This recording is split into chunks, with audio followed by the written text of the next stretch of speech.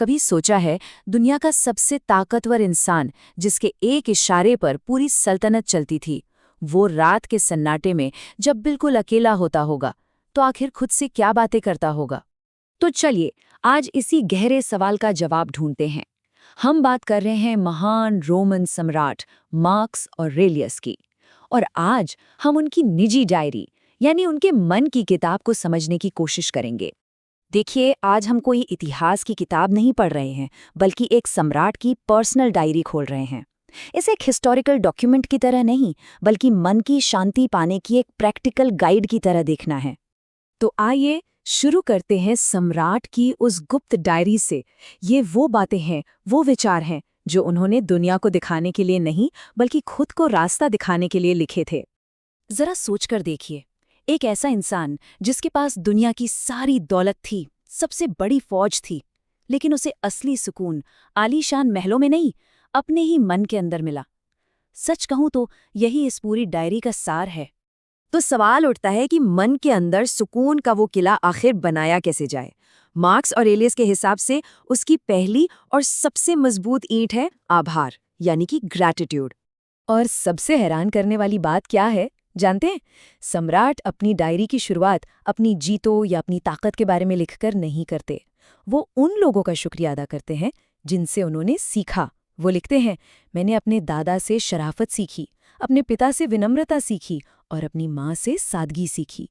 तो यहाँ आभार का मतलब सिर्फ थैंक यू बोलना नहीं है, ये तो घमंड का, ईगो का सबसे बड़ा इलाज है। ये हमें याद दिलाता है कि हम कहाँ से आए हैं, क्योंकि अपनी जड़ों को याद रखकर ही तो असली किरदार बनता है।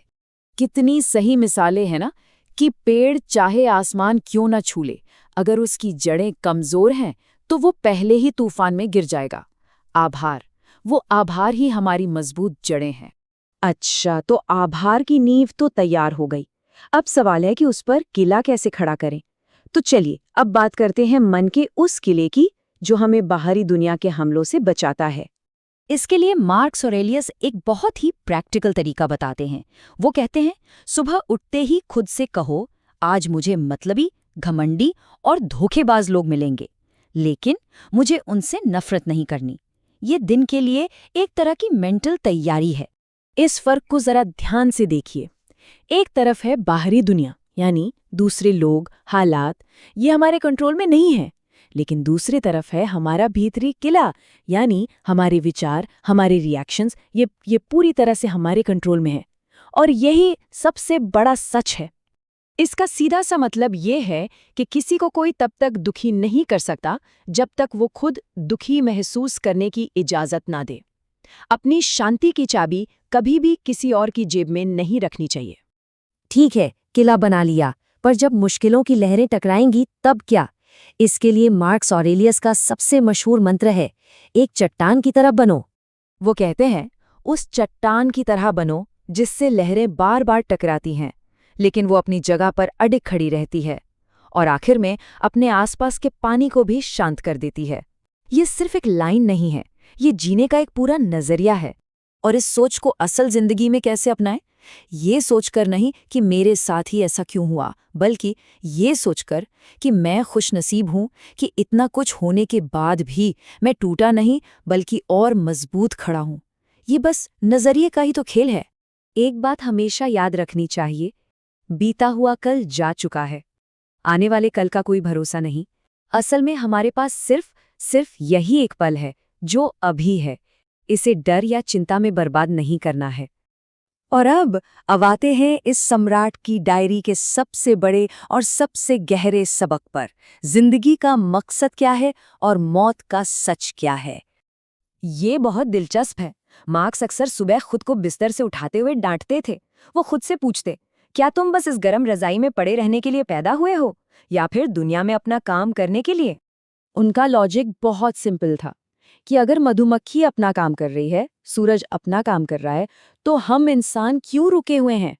इंसान का जन्म आराम करने के लिए नहीं, एक मकसद पूरा करने के लिए हुआ है। और देखिए, जो लोग नाम और शोहरत के पीछे भागते हैं, उनके लिए ये एक बहुत बड़ी सीख है कि आखिर में सिकंदर महान हो या उसका खच्चर चलाने वाला, दोनों का अंजाम तो एक ही हुआ। दोनों मिट्टी में मिल गए।